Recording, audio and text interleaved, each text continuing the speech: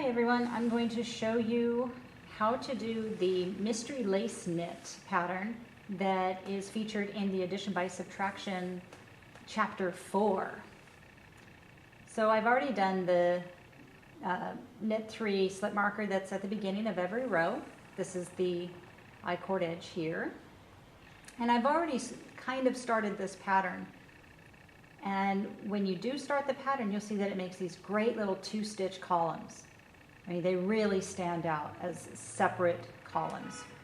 And to do this stitch, you will insert your right needle in between the second and third stitch on your left needle. But it's really easy to see because you are putting your needle right through the middle of 2 columns. You're not going into one of the stitch loops. You are just stabbing this needle straight through those 2 columns, right up against the needle your needle is touching. Then you will do as if you're going to knit. You're going to just pull out this loop. Oh my gosh, it's sticking. Okay, I haven't knit. This is almost like I'm doing a knit stitch, but before I do anything else, I'm going to go back in and knit those 2 through the back loop. Just like that. And now those stitches will come off. So those 2 stitches that were on my needle that look just like this, I now have 2 stitches on this needle. And I'll do that again.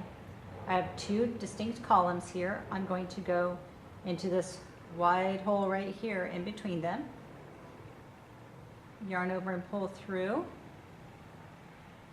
And before taking that stitch off, I'm going to knit those first 2 stitches through the back loop. Bring that loop through as well and off. You can see I'm really making these great columns right here. Another one. This is where you go through. Yarn over, pull through. Dive back in. Through the back loop, knitting 2 together. Oops.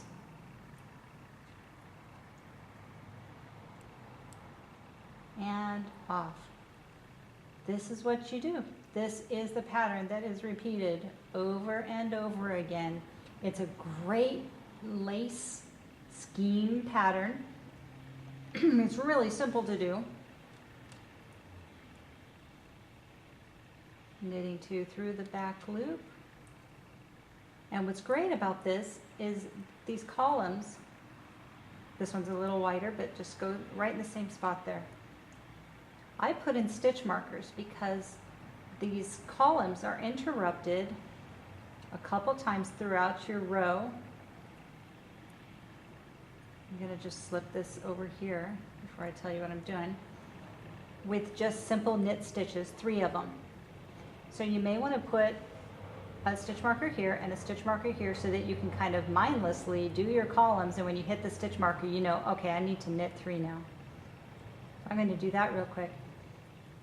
And that is what you do across this entire row. So now I'm back to the columns. But what I want to show you now is you'll be doing this all the way across. There's another knit 3, and then columns, knit 3.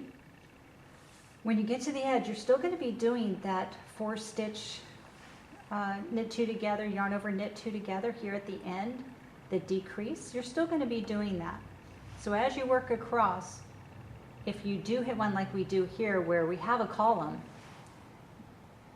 this stitch here, closest to the others on the left, those will become part of that decrease. On this one here, you just knit it singly.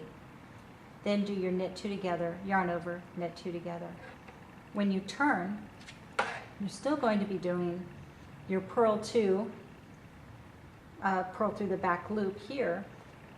And because this guy was actually used over here, you'll purl him on the back side. You're going to be doing purls. Purl here, but then go right back into the mystery lace columns. It's exactly the same on the front and back for these stitches. You're going to be doing exactly what you did on the front.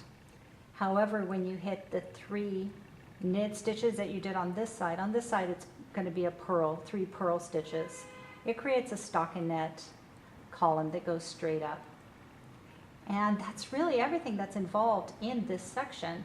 You have your columns that you'll do, your mystery lace columns, and some knit threes columns. And when you get all the way down to the edge, again, you're going to slip that stitch marker and slip 3 with the yarn in front. And that's pretty much this section.